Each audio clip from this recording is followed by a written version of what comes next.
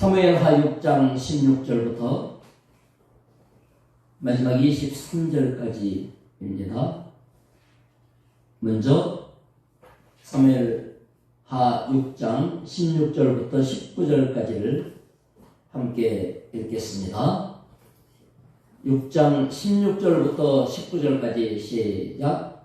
여호와의궤가 다윗성으로 들어올 때에 사울의 딸 미갈이 창으로 내다보다가 다윗 왕이 여호와 앞에서 뛰놀며 춤추는 것을 보고 심중에 그를 업신여기니라. 여호와의궤를 메고 들어가서 다윗이 그것을 위하여 친 장막 가운데 그 준비한 자리에 그것을 두매 다윗이 번제와 화목제를 여호와 앞에 드리니라. 다윗이 번제와 화목제 드리기를 마치고 만군의 여호와의 이름으로 백성에게 축복하고 모든 백성 곧 이스라엘의 무리에게 남녀를 막론하고 떡 한 개와 고기 한 조각과 건포도떡 한 덩이씩 나누어주매 모든 백성이 각기 집으로 돌아가니라. 아멘. 언약궤가 드디어 다윗성 예루살렘으로 들어왔습니다. 예박에 있던 궤가 왕이 있는 한 중심으로 들어온 겁니다. 언약궤가 무사하게 이동한 일을 기뻐하는 사람, 가장 기뻐한 건 다윗이죠. 다윗이 얼마나 기뻤던지 언약궤가 들어온 걸 보고 덩실덩실 춤을 추었습니다. 이 언약궤는 미리 준비한 장막 안에 정한 자리에다 놓았어요. 근데 이 성막은 아니에요. 성막은 저 사람들이 다 뜯어와야 되고 뭐 이런 내용인데 아마 그 성막은 중간에 사라진 것 아닐까 이런 생각도 들어요. 사사시대 400년 동안 언약궤 관리가 안 됐습니다. 제사장들이 제 역할을 할 수가 없었죠. 백성들이 정한 대로 하나님께 공헌하고 제사하고 이러면 제사장들이 자기 역할을 할 수 있는데 봉헌이 없으니까 먹을 게 없어지고 사사시대 때는 그래서 제사장들이 개인 가정집 제사장 역할도 하고 이래요. 그러니까 뭐 먹고 살 길이 없으니 여유가 있는 집에서 그냥 자기 집 고기나 빌라고 이렇게 마치 뭐라 그럴까요? 학교에 교목이 있듯이 가정집에 가정목사가 있다 할까? 이런 식으로 사실 그나마도 무슨 규칙 있는 것도 아니고 엉망이었어요. 성막이 온전히 유지되기 어렵죠. 이제 하나님의 교회를 장막에다가 이제 갖다가 놓은 겁니다. 나중에 성전 지으면 언약궤를 성전으로 안치하리라 이런 계획이 있었다는 것을 7장에 보면 우리가 이해할 수 있는데요. 다윗은 어쨌든 무사하게 언약궤를 가져왔고 그 감사 예배로서 번제와 화목제를 드리게 됩니다. 그리고 이제 백성들을 왕이 축복을 합니다. 엄청난 백성들이 몰려 나왔죠. 숫자가 뭐 엄청날 거라고 보는 건데 차별 없이 전부 기념품 떡 이런 걸 나눕니다. 교회에서 무슨 행사할 때 기념품 떡 이거 나누는 거는 교회 전통이에요. 그 옛날부터 초창기부터 이렇게 했죠. 그래서 백성들을 축복합니다. 떡 한 개, 고기 한 조각, 건포도 떡 한 덩어리. 여러분 요새야 뭐 먹을 게 많은 한국은 그렇지만은 이 선교 나가서 어린 아이들이나 이 어른들 이렇게 상대하는 방문자들의 얘기를 들어보면은 애들은 볼펜 한 자루 그 다음에 색연필 하나 이런데 그렇게 좋아한대요. 풍선 몇 개. 아주 생일 선물도 그런 선물이 없을 만큼 좋아한대요.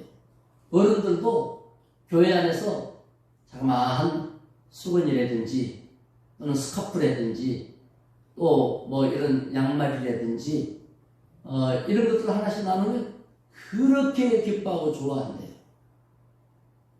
하다못해 우리는 그 밖에 나가면 티셔츠 같은 건 2, 3천 원이면 사지 않습니까? 이런 거 말도 못하게 좋아한대요. 다윗이 3,000년 전 사람이에요. 3,000년 전 사람. 3,000년 전에 백성들에게 전부 이렇게 나눴다는 건 얼마나 많은 비용이 들었다는 걸 알 수가 있고, 언약궤를 들여올 때 제사장 준비하고 뭐 이런 것만이 아니라 행사를 철저하게 잘 준비했다, 이걸 알 수가 있어요. 또 많은 봉사자들이 힘을 쓴 것을 알 수가 있어요. 그래서 이스라엘 백성도 좋아했지만 다윗이 좋아할 수밖에 없는 이유가 있죠. 자, 이제 이스라엘에게 전부 이런 기념품들을 나눔으로써 풍요를 기대하는 백성들의 마음을 뭉치게 했어요. 아, 우리 왕과 함께하면, 사울 때는 그게 한 번도 없었잖아요. 우리 왕과 함께하면 이런 풍성한 날들이 또 있을 수 있겠구나. 힘이 아파지면은 자기 역할들을 잘하게 되고 경제로 발전하게 되죠.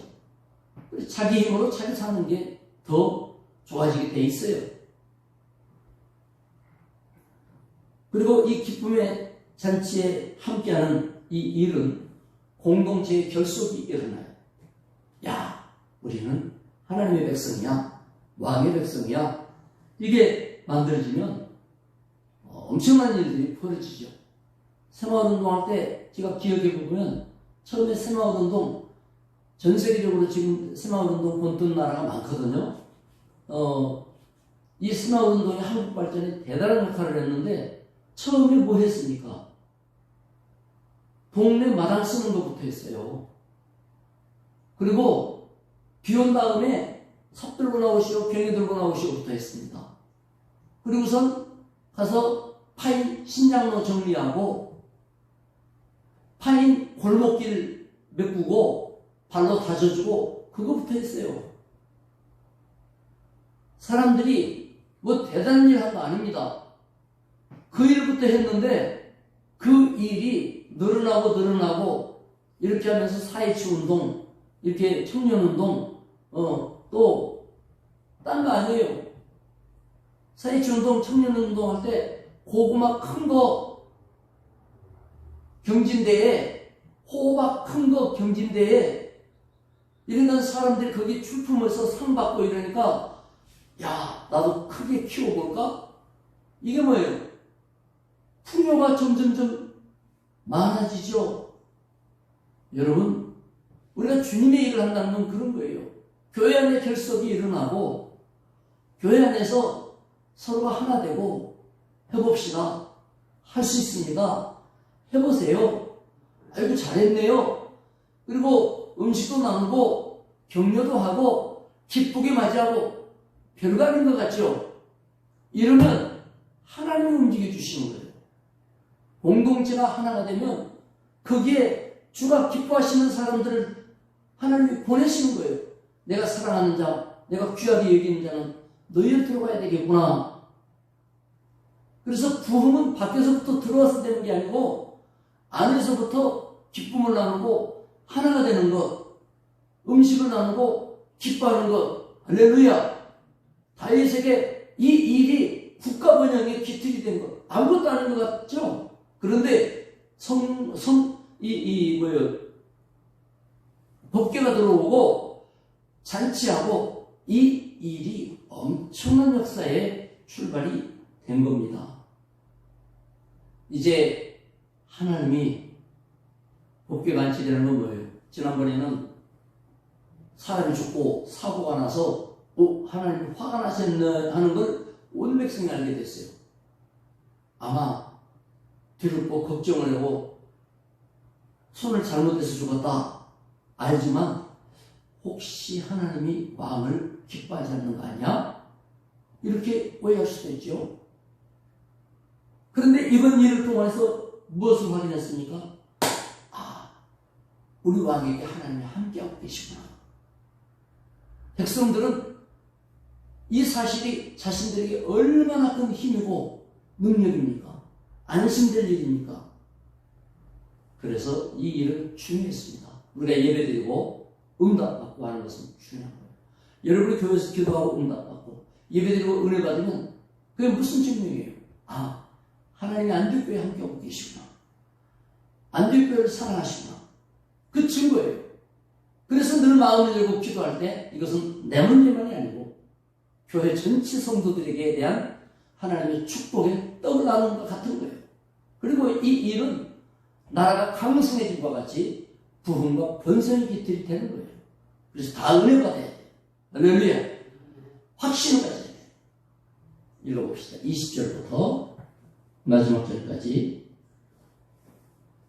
시작. 다윗이 자기의 가족에게 축복하러 돌아오매 사울의 딸 미갈이 나와서 다윗을 맞으며 이르되 이스라엘 왕이 오늘 어떻게 영화로 오신지 반탕한 자가 염치 없이 자기의 몸을 드러내는 것처럼 오늘 그의 신복의 계집종의 눈앞에서 몸을 드러내셨도다 하니 다윗이 미갈에게 이르되 이는 여호와 앞에서 하는 것이니라.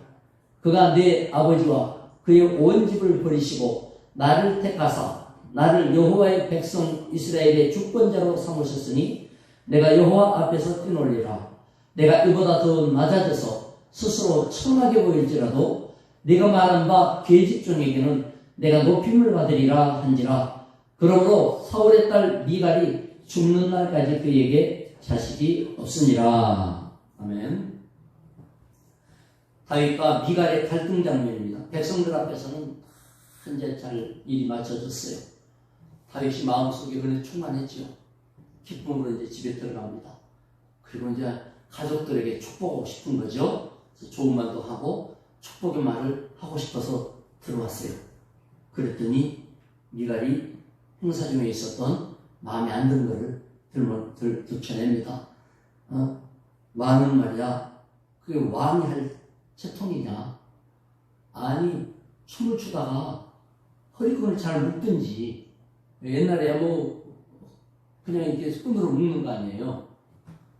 아니면 춤을 추든지 말든지, 아니, 조금만 추든지, 어떻게 그렇게 동실동실 채통 없이 춤추다가, 그냥, 속바지, 옷이 어떻게 됐는지 모르지만, 이 속을 다 노출시키고 말이야, 계집종들 앞에서, 그게 뭐냐. 그렇게 채통을 꼭 구겨야 되겠느냐. 이렇게, 말을 했습니다. 그런데, 다윗이 여기에서 한 말이 무시무시합니다. 하나님은 네 아버지를 버려가지고 네 아버지 왕의 자리를 나한테 줬다. 그래, 내가 왕이다. 왕은 나다. 이렇게 다윗이 강력하게 얘기를 하는 것입니다. 그러면서 내가 춤을 춘 거는 여종보라고 춘 거냐? 당신은 내가 춤춘 게 여종보라고 춘 것처럼 보이느냐? 하나님을 향해 춤추다가 계획된 일도 아니고 우발적으로 사고처럼 벌어진 일인데 그걸 갖고 그러느냐? 이러면서 아무리 내가 잘못했어도 나는 하나님의 세운 왕이다. 나는 왕의 역할을 해나갈 것이다. 이러면서 책망을 했습니다. 근데 여기서 중요한 게 뭐냐면 이 기쁜 잔치날 그 기쁨의 잔치에 온 백성이 기뻐할 때 홀로 소외돼서 기뻐하지 않는 사람이 바로 이 여자예요. 미갈, 사울의 딸. 성경은 다윗의 아내라고 말하지 않고 사울의 딸이라고 기록을 해놨어요. 그러니까 여기에서는 다윗의 아내로서 말해준 게 아니라 사울의 딸의 입장에서 말하는 거예요. 왕비의 입장에서 말하면 좋겠는데 왕비의 입장이 아니고 사울의 딸로서 얘기하는 거예요. 사울의 딸의 입장이다 보니까 생각해 보세요. 온 이스라엘에서 다 기뻐해도 진짜 기쁨을 함께 할 수 없는 사람이 있다고 한다면 사울의 가족이라면 기뻐하면 안 되죠. 그렇겠죠. 그러니까 이 기쁨의 자리에서 다윗의 딸로 서지 않고 사울의 딸로 서다 보니까 기뻐할 일이 아닌 거예요. 즉 스스로를 공동체로부터 소외시키고 왕의 사랑으로부터 소외시키고 백성들의 왕녀로서 스스로를 소외시켜버렸어요. 우리에게 그럴 일이 때로 많이 있어요. 어떤 사람은 별거 아닌 일로 형제 가운데서 자기를 소외시켜요. 이래갖고 형제 모임에 안 가. 섭섭해가고 부모한테도 안 가요. 왜냐? 자기 마음 풀린 거 보여줄까 봐서. 이래갖고 스스로를 소외시켜요. 그러면 왕의 아내로서의 역할을 하는 것처럼 하나님의 자녀는 하나님의 자녀로서 봐야 되고 봐야 돼요. 성도로서 교인으로서 봐야 되는데 교인으로서 보는 게 아니고 섭섭이로서 봐요. 섭섭아 이리 와라 그래도 성도로서 보는 게 아니고 그냥 섭섭이로서 자기를 탁 감춰놓고 장막뒤로 감춰가지고 쳐다봐요. 그리고 말해요. 이래서 자기 속이 불편한 상태로 빠져갖고 하나님의 일에 대해서 쳐다보는 눈이 우리에게는 있죠. 알고 보면 미갈은 다윗의 아내로서 왔다기보다는 사울의 딸로서 지금 이미 시집가고 자식 낳고 살고 있는데 억지로 끌려갔잖아요. 마음이 안 풀렸는지도 모르겠어요. 물론 다윗과 혼약을 했던 사이예요. 언약궤를 무사히 옮긴 이 기쁨의 잔치에 유독 혼자 기뻐할 수가 없었어요. 그래서 손상된 심령은 은혜받아야 돼요. 치료받아야 돼요. 하나님만 쳐다볼 줄 알아야 돼요. 주님의 자녀로서 기뻐할 줄 알아야 돼요. 우리 마음에 늘 기쁨이 있지 않도록 스스로가 한가운데 중심으로 들어가도록 오직 주님 손을 붙잡고 바짝 따라가야 됩니다. 손을 놓으면 자기도 모르게 사람들한테 밀려가지고 자꾸 나가다가 그냥 뒤쳐져 버려요. 그러나 모든 사람이 소외시켜도 삭교같이 예수님 계시는 곳 바짝 가까이 가야 되고 이 혈루증 걸린 여인과 같이 모든 사람들이 애워싸고 막 뚫고 들어가서 주의 옷자락에 손을 대야 돼요. 하나님의 큰 은혜로 기쁨의 역사가 있어지기를 축원합니다. 기도하겠습니다. 하나님 아버지, 성령은 우리를 인도하여 주시고 주님 곁에 늘 함께 있도록 하시니 감사합니다.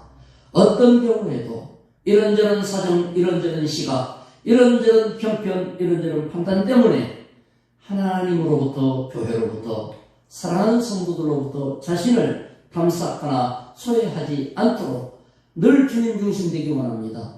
형제자매들로부터, 친구들로부터 언제든지 은혜 가운데 서기를 원합니다. 오늘도 주님과 동행하면서 주님이 꼭 붙잡아 주시는 주의 가장 가까운 자로서 손을 붙잡으시고 인도하여 주시옵소서. 하나님 영광과 기쁨을 함께 나누게 하여 주시옵소서. 예수님의 이름으로 기도드리옵나이다. 아멘. 각자 기도하시기 바랍니다.